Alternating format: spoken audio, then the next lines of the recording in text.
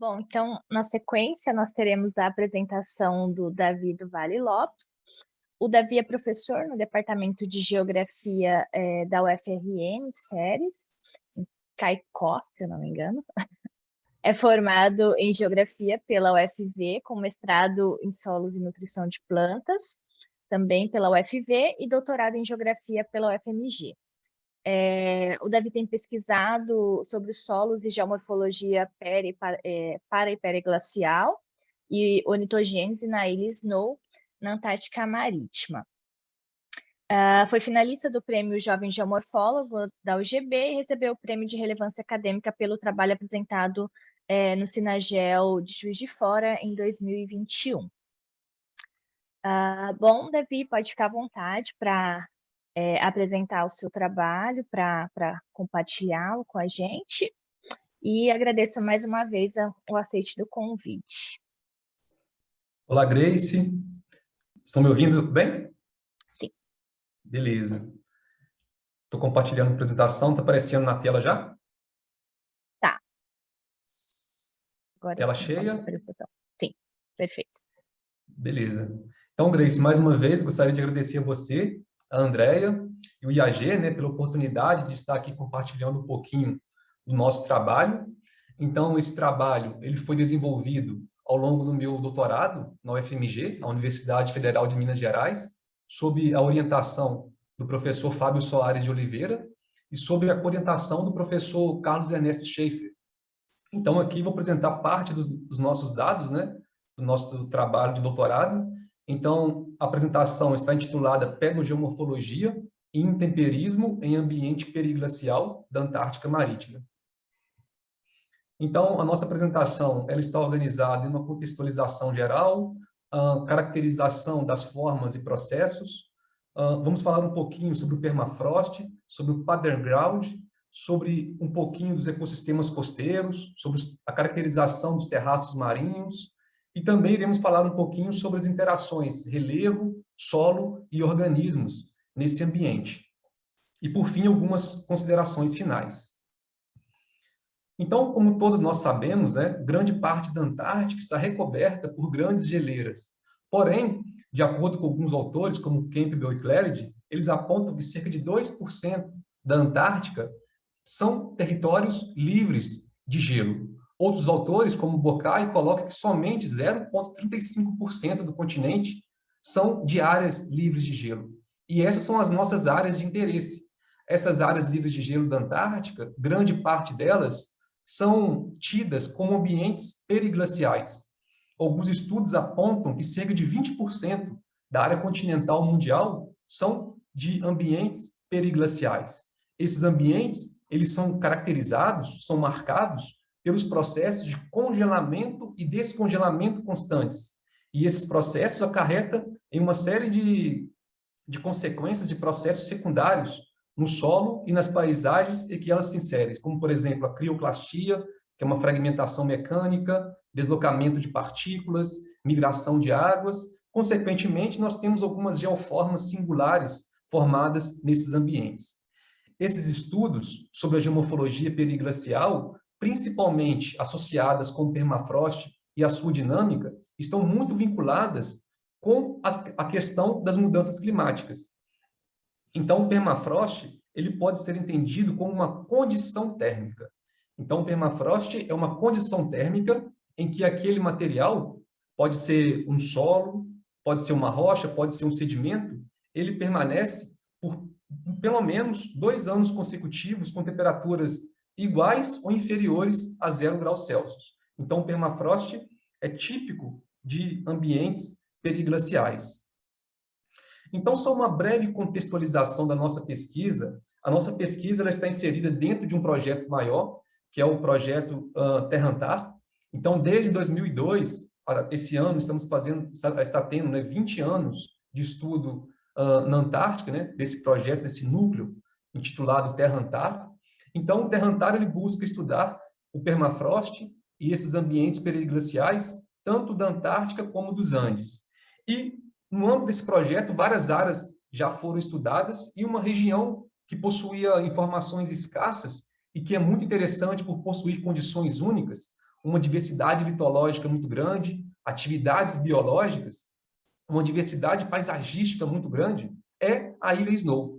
Então, essa foi a nossa área de estudo, considerando essas informações. Então, nosso objetivo, no âmbito da pesquisa, foi fazer uma caracterização geomorfológica, analisar as interações pedogeomorfológicas e identificar os processos intempéricos que ocorrem neste ambiente.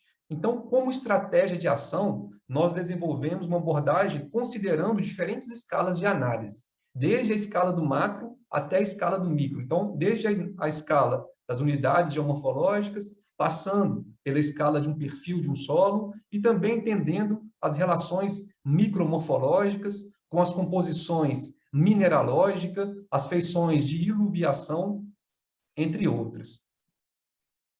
Então, destacando aqui a nossa área de estudo, né? Em primeiro plano, nós temos a Antártica Marítima, a Península Antártica e uma série de ilhas ao seu redor. Entre esse conjunto de ilhas, nós destacamos aqui o arquipélago das Shetlands do Sul e nessa porção mais ao sul do arquipélago, nós temos aqui a Ilha Snow. A Ilha Snow, grande parte dela, ela está recoberta por geleira. A maior área livre de gelo da Ilha Snow é a Península Presidente Reed, que foi a nossa área de estudo. Embora seja uma área pequena, é uma área que despertou o nosso interesse devido a toda a sua diversidade litológica, a influência dos fatores biológicos nessas paisagens.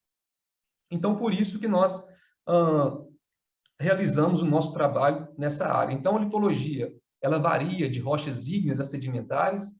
Em relação à fauna, ela é colonizada, em grande parte dela, por focas, por a abundância de aves marinhas. Em relação à flora, nós temos alguns extensos tapetes, né, com musgos e líquens. Em relação ao clima, essa região da Antártica Marítima, ela apresenta clima mais ameno em comparação com a Antártica Continental. Então, durante alguns dias do ano, as temperaturas podem chegar a ser positivas. Em relação à precipitação, a precipitação varia entre 500 e 800 milímetros anuais.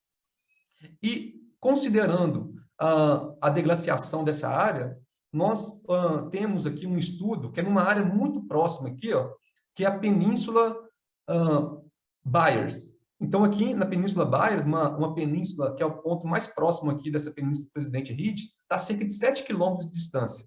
Então, nessa área, nós temos alguns estudos que fizeram algumas datações, e essas datações, seguindo esse mesmo modelo de Byers, sendo aplicado aqui para a Península Presidente Reed, indicam que essa extremidade, dividindo aqui em 3 setores, ao setor leste, a porção central e a porção oeste. Considerando essas informações, esses 3 setores aqui, ó, as datações com carbono 14 e com termoluminescência indicam que há cerca de 8.000 anos atrás, os glaciares recuaram dessa porção mais ao leste, há cerca de 5.000 anos atrás, eles recuaram dessa porção central, e há 1.8 a 1.800 anos atrás, recuaram desse setor mais oeste. Então, aqui, ó, aqui está a posição do glaciar atualmente. E todo esse restante dessa área são áreas livres de gelo, considerando o modelo apresentado por Oliva et al. Para a Península Byers.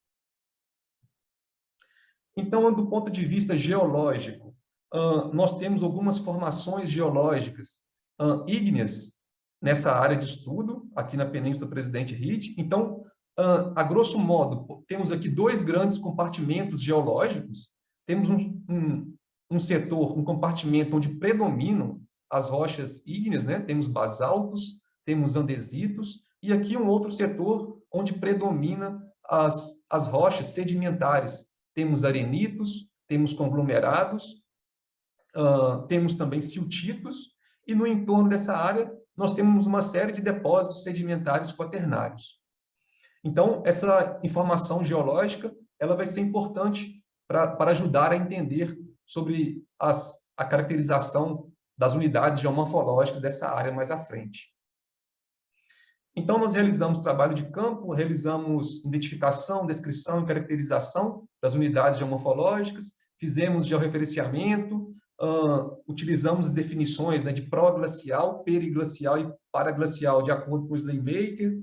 Então, identificamos nessa área 15 unidades geomorfológicas e organizamos as formas de relevo em conjuntos estruturais, erosionais e deposicionais. Também realizamos aberturas de perfis de solos, abrimos 30 perfis nessa área, totalizando 103 amostras, realizamos uma série de análises morfológicas, físicas, químicas, mineralógicas e micromorfológicas, realizamos tratamentos na mineralogia, identificamos a composição química na fluorescência de raio-x e realizamos alguns cálculos de índice de alteração química. Então, entrando na parte de resultados de discussão, nós temos aqui um mapa geomorfológico da área de estudo, em que eu destaco aqui, ó, em roxo, mais clarinho aqui, é onde está o glaciar atualmente. Nessa área mais próxima, nós temos planos, outwash plain, né, planos de lavagem, né, muito comum em ambientes pró-glaciais, temos presença de morainas, temos várias ravinas nessa porção mais a oeste. Aqui em marrom, nós temos grandes platôs associados com rochas vulcânicas. Destaco em cima desses platôs uma grande área com ocorrência de pattern grounds.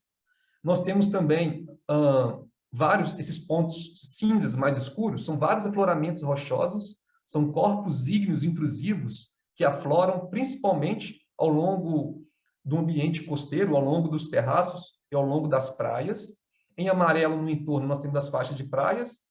Em marrom, nós temos os terraços marinhos. Nós dividimos esses terraços marinhos em dois conjuntos, que eles apresentam distinções muito nítidas em relação aos terraços marinhos vegetados e os terraços marinhos não vegetados. Eu chamo a atenção para que os terraços marinhos vegetados, esse verdinho da imagem, eles só acontecem nesse setor mais ao leste, e nas outras áreas não acontecem esses terraços marinhos vegetados.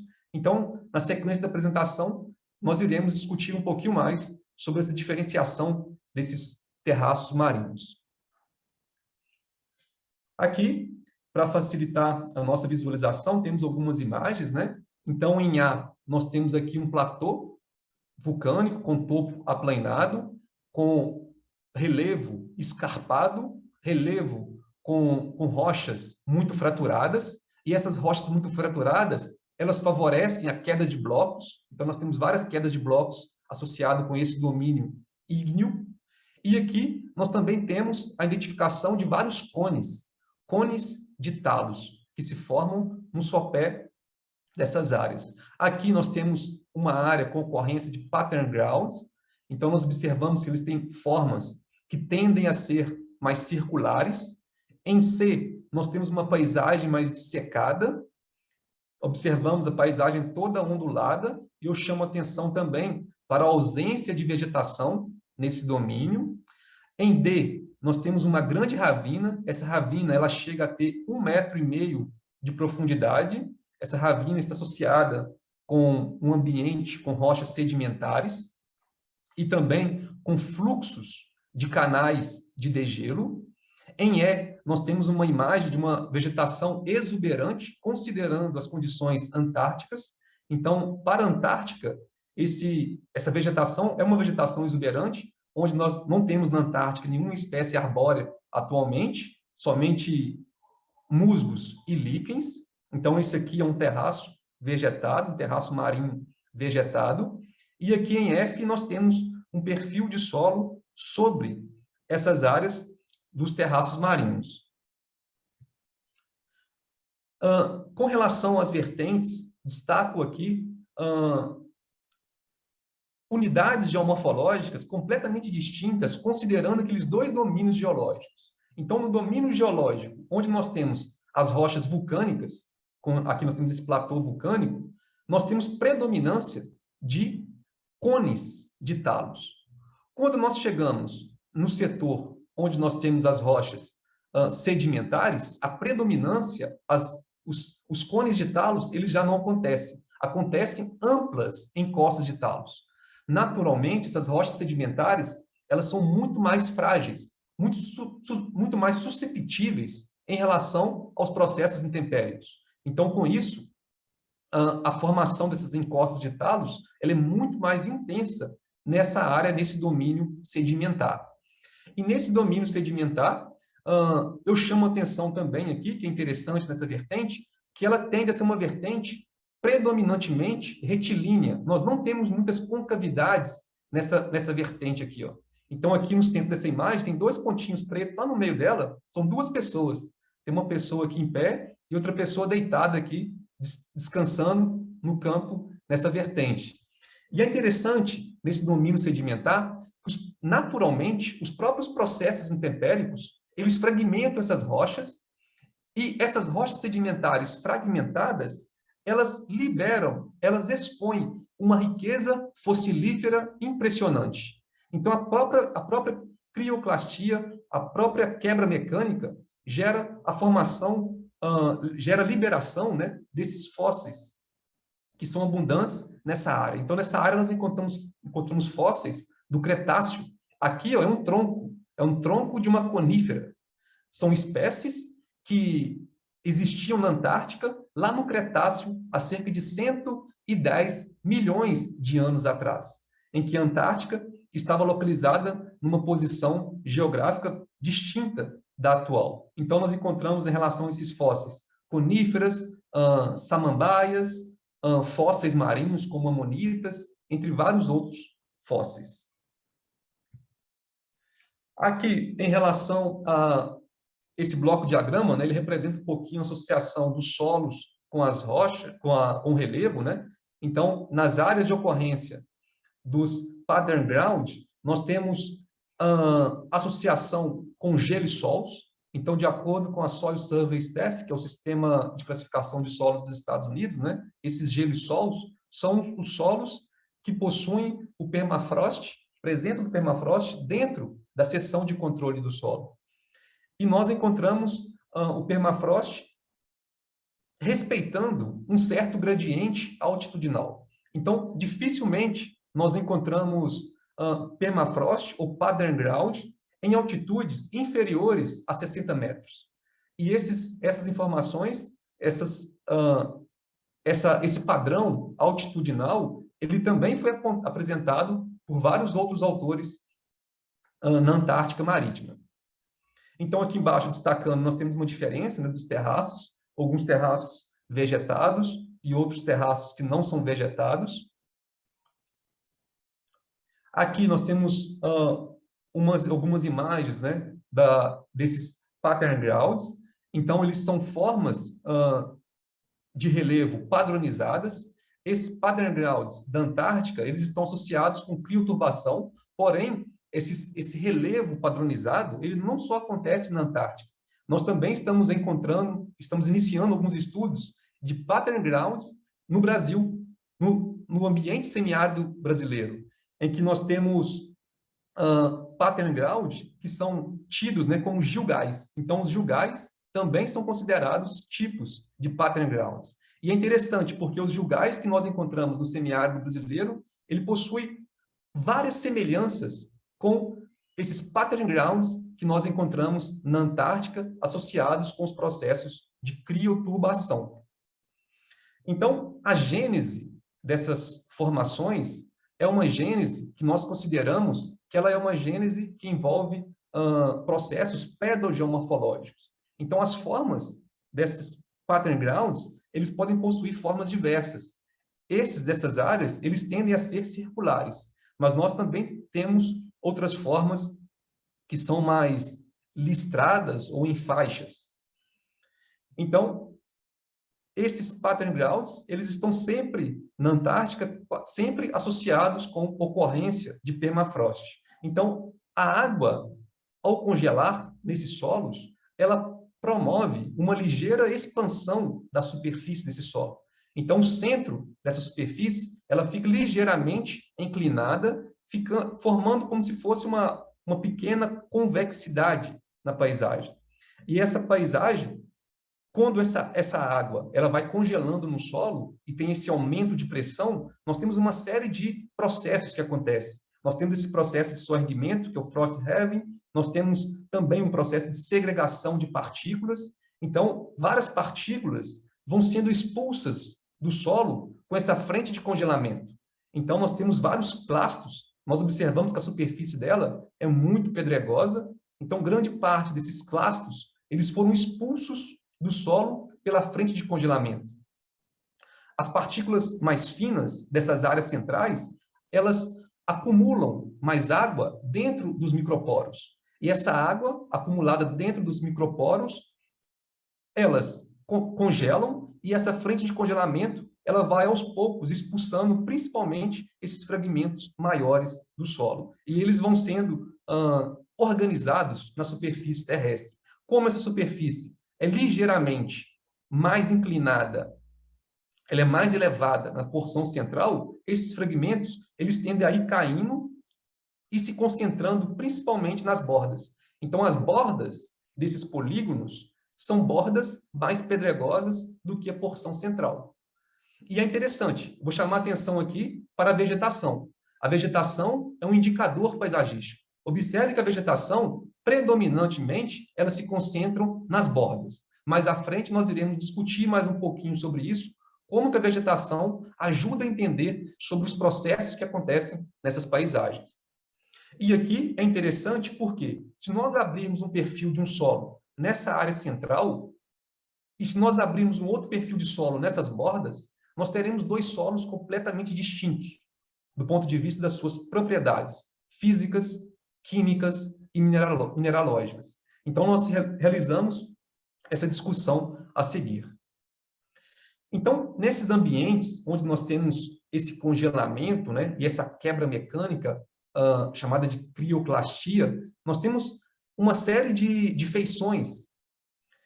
E uma dessas feições, né, que é talvez um processo que é apontado, né, por vários autores como processo pedogenético mais comum nesses ambientes com permafrost, é chamado de crioturbação. Então, a crioturbação é um processo que gera feições caóticas em um perfil de solo. Sempre que nós temos congelamento, esse congelamento e descongelamento constante desses ambientes periglaciais, eles geram um ambiente caótico. E aqui nesse perfil de solo, nós observamos aqui, ó, essas linhas vermelhas indicando a distribuição dos horizontes completamente caóticos, devido a essa sequência de processos de congelamento e descongelamento frequente. Então, é muito comum de ter horizontes irregulares nessas áreas, é muito comum de ter rochas fragmentadas, né, devido a essa ação mecânica. Aqui também é muito comum de ter orientação de clastos na superfície, né? Eles vão sendo expulsos levemente pelas frentes de congelamento e eles vão se orientando na superfície.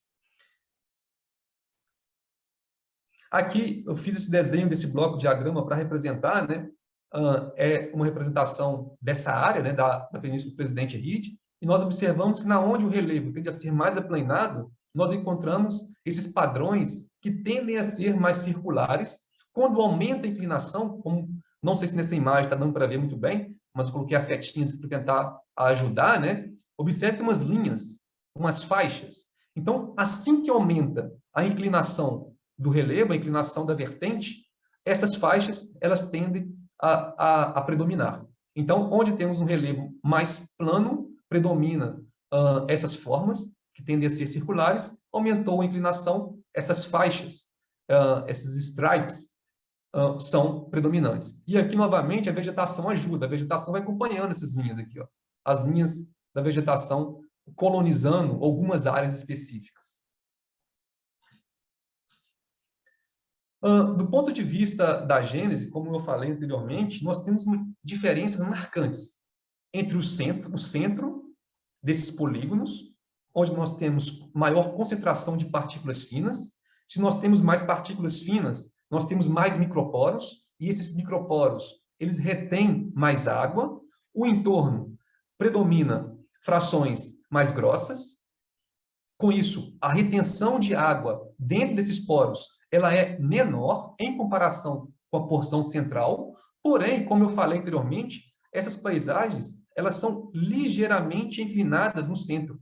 Se elas são ligeiramente inclinadas na porção central, quando vem o descongelamento, essa água ela tende a migrar para as bordas. Então, as bordas elas têm um fluxo hídrico maior do que a porção central. E esse fluxo hídrico maior, ele vai acarretar em uma série de transformações, uma série de processos que nós também iremos abordar a seguir. Então, nesses solos, nós identificamos ocorrência generalizada de permafrost dentro da seção de controle do solo, né? Então, nós encontramos predominantemente permafrost entre 30 e 50 centímetros de profundidade. Aqui, ó, nessa imagem, não está muito visível, mas essa parte inferior aqui, ó, talvez com um brilho um pouquinho maior, esse brilho é o permafrost.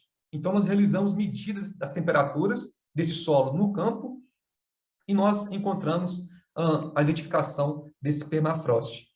E nós também identificamos esses sinais, né, de crioturbação, esses horizontes desorganizados, né, esse ambiente, esse perfil caótico nesses solos. Então, os centros predominam partículas finas, nós temos horizonte A com estruturas mais fracas, pequenas e médias, e em blocos subangulares. As bordas são mais cascalhentas, são mais pedregosas, nós identificamos predominância de grãos simples, então não tem uma estrutura desenvolvida nessas bordas. É muito comum de ter ausência, né, de horizonte A, e nós observamos que nessa área de estudo, para esses solos que nós analisamos, as bordas apresentam 2 vezes mais fração grossa do que a porção central. Aqui alguns dados, né? Então, as bordas tendem a apresentar estruturas em grãos simples, as bordas são 2 vezes mais pedregosas do que a porção central, e a porção central apresenta maior quantidade de silt e de argila. Aqui, em relação às caracterização química dessas áreas com pattern grounds, comparando as bordas com as áreas centrais, nós temos que o centro apresenta o pH mais próximo da neutralidade, pH próximo a 6,9, valores mais altos de somas de base, de CTC, de saturação por bases, e as bordas, elas tendem a apresentar um pouquinho mais de matéria orgânica do que a porção central. E também mais acidez e mais saturação por alumínio. E as bordas, como eu falei, como as bordas são mais arenosas, mais cascalhentas, mais pedregosas, nós identificamos maior acúmulo de matéria orgânica iluvial nos horizontes subsuperficiais nessas áreas de borda. E nas bordas também é mais comum de ter processos de podisolização.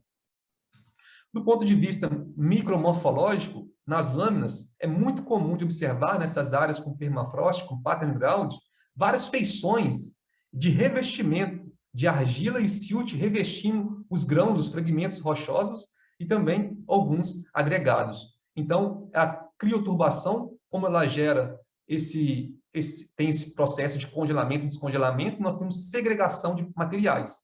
E esses materiais comumente apresentam essas feições de revestimento. Em relação à colonização vegetal, a colonização vegetal desses ambientes, ela está ligada a uma combinação de vários fatores, né? Então, nós temos a umidade, que é importante, a luminosidade, a presença de água, a presença de nutrientes e também a temperatura. Os centros, embora apresentam condições físicas de um solo melhores, são solos mais estruturados, são solos com mais nutrientes, a vegetação se concentra nas bordas. Ao medir a temperatura da área central e a temperatura das bordas, nós observamos que as bordas, por serem mais pedregosas, por essas rochas, esses fragmentos rochosos, terem um calor específico muito diferente da porção central, elas esquentam mais rápido. Então, a temperatura das bordas, elas são ligeiramente maiores do que as porções centrais. E nas bordas também, nós temos maior umidade. Então, a disponibilidade hídrica e a temperatura mais elevada e a ligeira estabilidade maior dessas áreas de bordas, porque os centros, como eu falei, tem mais partículas finas, mais água intraporos, o congelamento e descongelamento geram um horizonte mais caótico, um perfil mais caótico na área central. Então, essa parte central é uma parte ligeiramente mais instável em comparação com as porções centrais. Então, provavelmente, a vegetação prefere habitar esses locais devido a essas condições. Microclima, com temperaturas ligeiramente maiores, disponibilidade hídrica maior e maior estabilidade. Então, essa crioturbação mais intensa, nessa porção central, é um limitante para o crescimento vegetacional dessas áreas. Em relação aos terraços marinhos, é interessante que nós encontramos também distinções entre terraços marinhos que são vegetados e terraços marinhos que não são vegetados. Então, esses terraços marinhos mais vegetados, eles indicam maior estabilidade. Então, aqui são duas imagens. Então, nós observamos um terraço marinho aqui vegetado. Aqui nós temos um suco de um canal de degelo que corta esse terraço marinho, predominantemente plano. E aqui, os terraços marinhos não vegetados, eles são ligeiramente mais ondulados, são ligeiramente mais dissecados. Então, a ação das águas do degelo, elas promovem maior dissecação desses terraços marinhos não vegetados. E também nesses terraços marinhos não vegetados, a ação da deflação é muito mais intensa em comparação com esses terraços marinhos vegetados. Nesses terraços marinhos vegetados, nós encontramos valores de 7,8 decagrama por quilo de matéria orgânica. É uma grande quantidade de matéria orgânica, e essa matéria orgânica ela vem da vegetação que ocupa esses terraços. E também da colonização da fauna que ocupa essas áreas e gera esse aporte de matéria orgânica. Essa matéria orgânica, como nós podemos ver na micromorfologia, ela ajuda a formar agregados no solo. Então, com isso, nessas áreas com terraços vegetados, nós encontramos horizontes com maior acúmulo orgânico. Esse acúmulo orgânico favorece a melhor estruturação do solo, e esse solo mais estruturado é um solo muito mais resistente em relação aos processos erosivos do que os terraços que não são vegetados. Então, na micromassa desse solo, nós encontramos vários materiais finos e materiais orgânicos que ajudam a formar a estrutura desses solos. Embora sejam solos muito arenosos, né? Principalmente no horizonte A, são horizontes mais estruturados. São horizontes que permitem uma maior estabilidade desses ambientes. Novamente, trazendo aqui o mapa geomorfológico da área, nós interpretamos que nesse mapa aqui, a grosso modo, né, são linhas retas aqui, só para fins didáticos. Na natureza, os processos, as formas, elas não são retilíneas, como estão apresentadas aqui, mas nós identificamos que nós temos 3 tipos de domínios geomorfológicos nessa península. Então, aqui, nós temos um domínio geomorfológico que predomina processos pró-glaciais. Então, nós temos moranas, nós temos outwash plain, né, que são esses planos de lavagem de águas de degelo, né? Então, o domínio pró-glacial é um domínio associado diretamente a uma posição marginal em relação às geleiras. Aqui, nós temos, nessa porção mais ao leste, um ambiente típico periglacial. Ambientes periglaciais são ambientes com processos de congelamento e descongelamento constantes, com presença de permafrost, com presença de pattern grounds. E ambientes periglaciais, eles tendem a ser ambientes, em comparação com pró e paraglacial, ambientes mais estáveis. E justamente nessa área, nós encontramos terraços marinhos vegetados, o que não acontece nos outros 2 compartimentos. O conceito, a definição de paraglacial, é uma definição associada como um domínio de transição. É uma condição de transição em que aquela área sofreu uma deglaciação, mas essa área ainda está se ajustando àquelas condições sem ter as geleiras em cima dessas áreas. Então, nós temos formas de relevo associadas com esses 3 domínios: pró-glacial, paraglacial e periglacial. É interessante também, nessa área de estudo, em alguns maciços, né, como eu falei anteriormente, são vários maciços rochosos com rochas ígneas que afloram principalmente nesses ambientes costeiros. E esses maciços rochosos, como essa da imagem aqui, ó, em cima deles, né? Então, observando de fora, Observando de longe, nós vemos que esse maciço está todo fraturado, então observamos a predominância de processos de intemperismo físico, de quebra mecânica, né? Essas fraturas favorecem esse processo de quebra, de atuação mecânica nesses maciços, mas ao subir nesses maciços e analisar como era a paisagem no topo deles, nós observamos que eles são densamente colonizados por aves. E qual que é o impacto, qual que é a transformação que essas aves promovem para esses maciços? A colonização de aves nesses maciços, em algumas áreas, principalmente onde nós temos como se fosse microdepressões, né? É um maciço muito fraturado, e essas fraturas tendem a ir formando como se fossem microdepressões fechadas. Nessas áreas, com a colonização de aves, nós temos um acúmulo de guano muito grande nessa superfície, no topo desses maciços costeiros. Esse processo também acontece ao longo de várias áreas dos terraços marinhos desse ambiente. E esse acúmulo de guano, esse guano, ao ser decomposto, ele gera um composto mais ácido.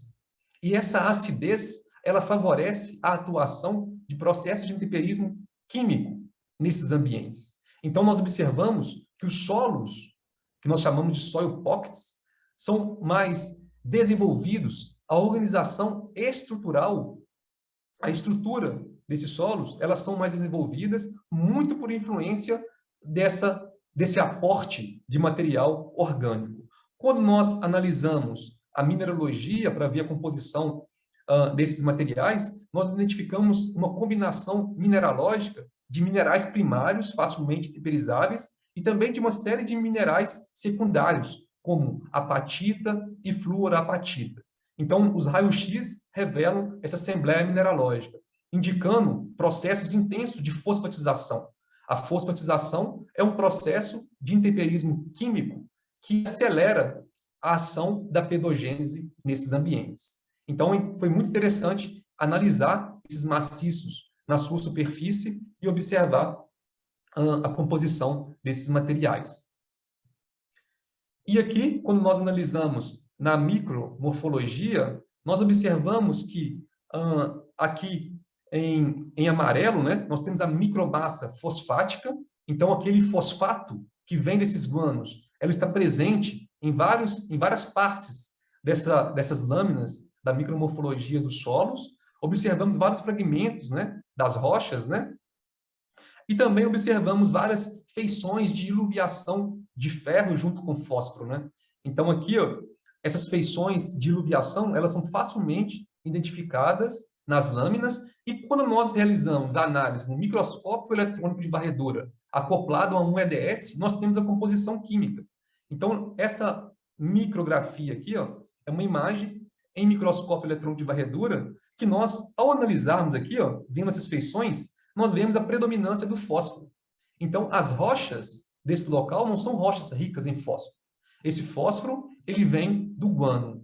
E esse guano gera toda essa transformação nesses ambientes, indicando a ação do processo de fosfatização. Então, aqui é um mapa microquímico do fósforo, onde em destaque aqui, ó, em amarelo, toda essa feição, né? Essa micromassa fosfática que domina essas áreas.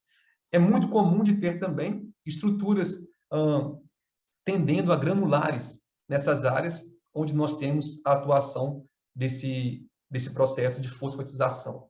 Então, com isso, nós organizamos aqui de maneira integrada, né, baseado na nossa interpretação e baseado em alguns outros trabalhos realizados nesses ambientes antárticos, né, que na Antártica Marítima, nessas áreas livres de gelo, principalmente nos terraços marinhos e nesses afloramentos rochosos, aonde nós temos colonização por aves, as aves atuam liberando seus resíduos, deixando restos de ossos, restos de penas, carcaças são acumuladas nesses ambientes.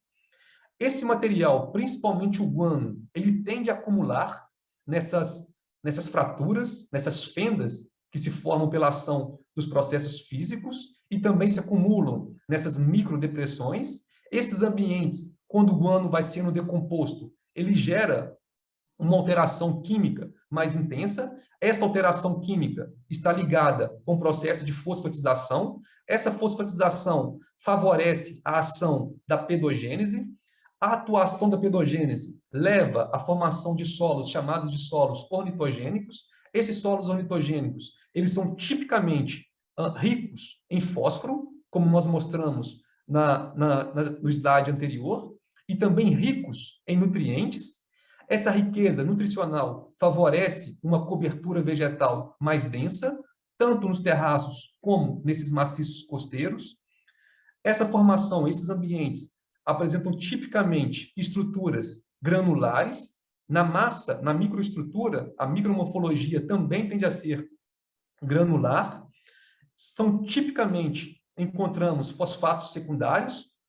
Esses fosfatos secundários, eles não são encontrados em condição única, né? Então, nós podemos ter fosfatos secundários formados em condições de pH mais elevada, tendendo à neutralidade, onde predomina minerais secundários como a estruvita, a hidroxiapatita, onde nós temos condições neutras ou ligeiramente ácida, predomina o fosfato secundário chamado de leucofosfita, onde as condições são mais ácidas e a riqueza de fósforo e flúor é maior, favorece a formação da miniolita, e onde as condições são mais ácidas ainda e com pobreza de fósforo e de bases, nós temos predominância de taranakita. Então, é interessante que a fauna e a flora, ela muda completamente esses ambientes. Então, como considerações finais, nós identificamos que essa área ela apresenta uma complexidade geomorfológica muito grande, com formas de relevo proglaciais, formas paraglaciais e formas periglaciais. Na natureza, é difícil distinguir os limites exatos de proglacial, de paraglacial, de periglacial. E dificilmente nós teremos uma paisagem que é 100% periglacial. Muitas vezes essas paisagens elas guardam heranças de muitos anos atrás, em que elas foram recobertas por geleiras. Nesses ambientes costeiros, nós também encontramos blocos erráticos de granito nesses ambientes. Só que nessa ilha, na ilha e na península, né, nós não temos nenhum registro de granito. Esses granitos eles vieram de longas distâncias e foram depositados nesses ambientes costeiros. Esses ambientes paraglaciais, a análise dos solos ajudou a identificar esses ambientes. Então, normalmente, nos ambientes paraglaciais, nós temos solos menos desenvolvidos, são ambientes considerados mais dinâmicos em relação à atuação dos processos erosivos. Nos ambientes periglaciais, nós encontramos permafrost, pattern ground e predominância de terraços marinhos mais vegetados.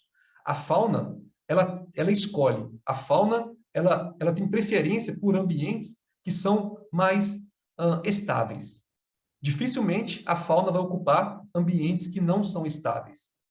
Então, da mesma forma que nós observamos a preferência da fauna lá nos pattern grounds, ocupando as bordas, onde elas são ligeiramente mais estáveis, a fauna também prefere ocupar os terraços do domínio periglacial, onde é um domínio ligeiramente mais estável. Falando dos pattern grounds, o centro dos polígonos também apresenta maior desenvolvimento pedogenético, né? Mais estruturas, maior diferenciação entre horizontes, mais partículas finas, mais nutrientes. As bordas, por sua vez, apresentam grãos simples, maiores teores de fração grossa, e por serem mais arenosos, e por ter maior fluxo hídrico, são ambientes também que tendem a ser mais lixiviados. E é interessante que a vegetação nesses ambientes, mesmo sendo uma vegetação com musgos e líquens, né, é uma vegetação que melhora as condições físicas desse ambiente. E essa melhoria das condições físicas, ela ajuda a diminuir a ação dos processos erosivos, ela diminui a ação dos processos de deflação e ela favorece a maior estabilidade dessas áreas. Algumas referências e muito obrigado. Muito obrigado novamente a Grace, a Andréia e a G, né, pelo espaço, e estou à disposição para qualquer dúvidas. Certo, muito obrigada, Davi, pela apresentação, muito interessante.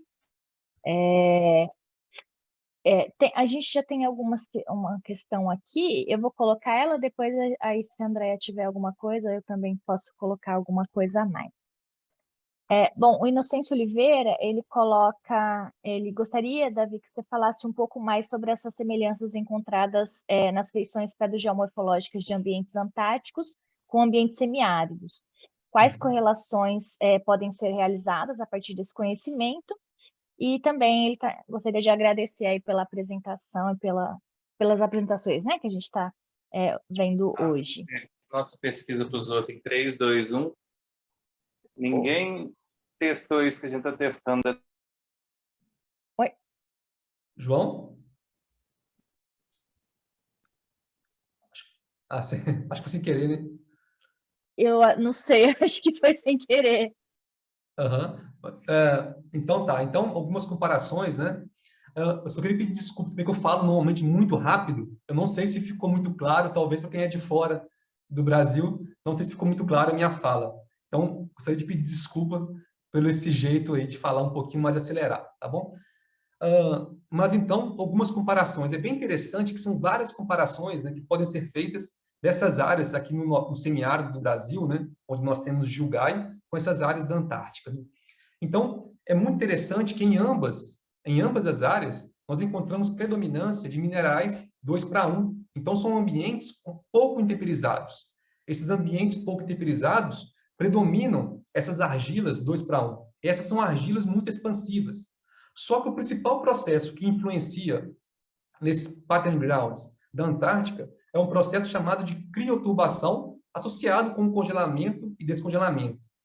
Nesses ambientes semiáridos, o processo de expansão e contração desse material está diretamente associado com essas argilas. Quando essas argilas elas ficam mais úmidas, elas sofrem processo de umedecimento e secagem, elas sofrem processo de expansão e contração.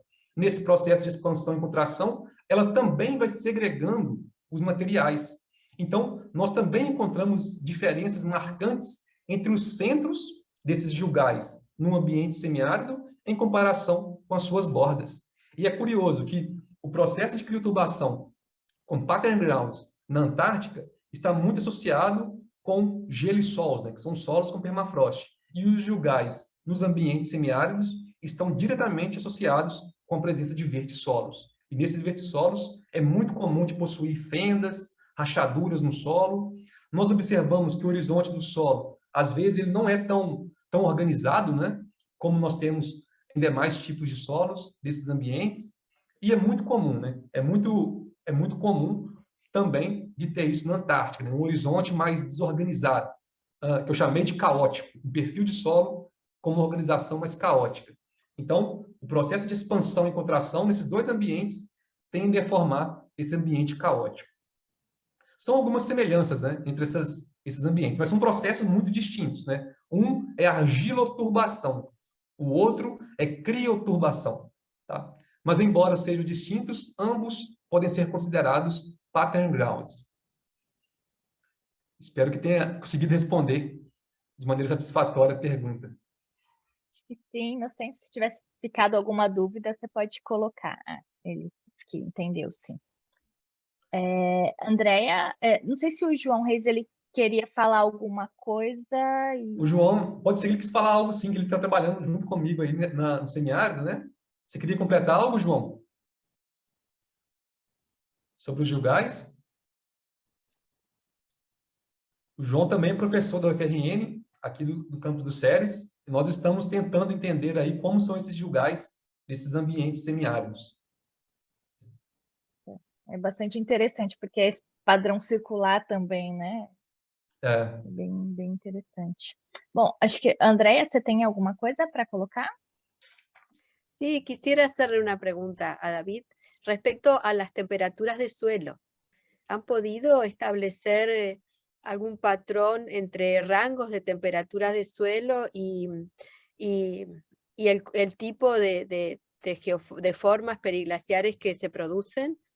Y si han podido establecer algún gradiente de temperaturas de suelo entre el sector periglacial y el sector proglacial. Uhum. Então, nessa área, a primeira etapa do projeto, né, é conhecer essa área de estudo. Posteriormente, o projeto, que já tem 20 anos de atuação, ele vem instalando uma série de sensores, né, nesses ambientes. Então, primeiro, nós conhecemos essas áreas do ponto de vista geomorfológico, do ponto de vista pedológico. Posteriormente, novas campanhas vêm com botânicos conhecer a vegetação e também vem instalar alguns sensores. Então, eu acredito que a resposta para essa pergunta pode ser daqui a alguns anos, quando novos sensores forem instalados nessas áreas e fazer esse monitoramento completo, né? Então, tem alguns sítios da Antártica com 10, 20 anos de monitoramento, eu acredito que seriam informações mais precisas. A nossa medida de campo, ela ajuda a identificar da temperatura em campo, né? Ajuda a identificar se estamos mais próximos ou mais distantes do permafrost. Então, em todos esses ambientes, nós identificamos permafrost. Então, a cerca de 30, 50 centímetros de profundidade, a temperatura chegava a 0 graus Celsius. E isso foi um padrão. Então, a associação com permafrost foi essa. Mas a comparação entre a área pró-glacial, né, eu acredito que teriam que ser instalados sensores para conseguir responder a sua pergunta, né, mas com maior embasamento em relação a dados mesmo, dados mais concretos. Bien, bueno, muchas gracias. Para otros webinars tendremos esos datos. Sí, es verdad. Más adelante. Muy bien. Felicitaciones por el trabajo. Muy, muy bueno, muy interesante. Muchas gracias, David. Davi, eu queria que você falasse um pouquinho que perguntas que você gostaria de ter respondido, que perguntas que foram abertas, né? A Andrea colocou um ponto importante, né, de entender essas diferenças de temperatura, né, ao longo do tempo. Mas tem alguma outra coisa que você gostaria de ter investigado, enfim? Sim, se fosse possível voltar nessa área, eu fiquei mais curioso para conhecer as datações exatas desse ambiente, para entender como que foi essa temporalidade da retração das geleiras. Porque nós, como eu falei, né, nós fizemos esse entendimento, essa interpretação da paisagem baseado em dados de uma área próxima, que é a Península Baias. Embora seja uma área muito próxima, né, é uma área a cerca de 7 quilômetros de distância, eu fiquei curioso para ter mais informação de como que foi a história dessa deglaciação nessa área. Então, se fosse possível voltar nessa área para estudar ela de maneira mais aprofundada, eu gostaria de realizar algumas datações e também entender se o gelo, se a retração das geleiras, ela aconteceu de maneira igual entre as partes mais elevadas, onde nós encontramos pattern ground, e entre as áreas do entorno. Será que o recuo glacial ela aconteceu de maneira homogênea, tanto na parte mais alta, como nas áreas do entorno daqueles platôs? Ou será que ficou algum resquício de geleira, um pequeno glaciar em cima desses platôs, e o entorno recuou primeiro? Então, ficam algumas curiosidades na nossa cabeça. Pelo padrão de solo, vocês não conseguem avaliar isso? Não, aí teria que ser datações mesmo para analisar. O que nós conseguimos identificar é que aquelas áreas onde nós temos os solos com padrões, né, pattern grounds, elas só acontecem naquele ambiente, aquele domínio que nós chamamos de pró-glacial. Aquele ambiente de paraglacial, onde tem uma transição, né, entre um ambiente mais de transição em relação à deglaciação, nós não encontramos essas feições. Então, fica essas perguntas, né, ficam essas lacunas que podem ser respondidas no futuro. Mas, pela análise do solo em si, eu acho que nós não conseguiríamos responder essas perguntas, não. Interessante. Nada más por mi parte, veo que, bueno, tampoco hay preguntas por parte de la audiencia, así que agradecemos a David su tiempo, su presentación y su interés por participar en esta celebración del Día Internacional de la Geomorfología. Y bueno, deseamos mucha suerte en sus investigaciones y en su carrera. Esperamos encontrarnos en algún momento, en alguna reunión presencial que podamos llevar adelante en el futuro cercano. Muchas gracias. Muchas gracias. Muchas gracias. Saludos a todos. Bien. Obrigada, A ver, Davi. acá Jorge, veo que Jorge Rabasa desmuteó su micrófono. No sé si quiere hacer algún comentario. Sí, gracias, Andrea. Yo quería muy especialmente felicitar a David por su trabajo, por la profesionalidad de la presentación y del análisis de la información. Yo trabajé en Antártida en lugares muy cercanos a los que él ha trabajado hace 40 años atrás. Y es maravilloso ver cuánto se ha progresado en el estudio de los ambientes periglaciales en Antártida. Así que vayan mis felicitaciones para David por su trabajo. Muito obrigado, Jorge. É prazer muito grande este comentário que tu hiciste. Muchas gracias por todo. Ok, gracias David, hasta la próxima. Obrigado, tchau, tchau. Hasta luego.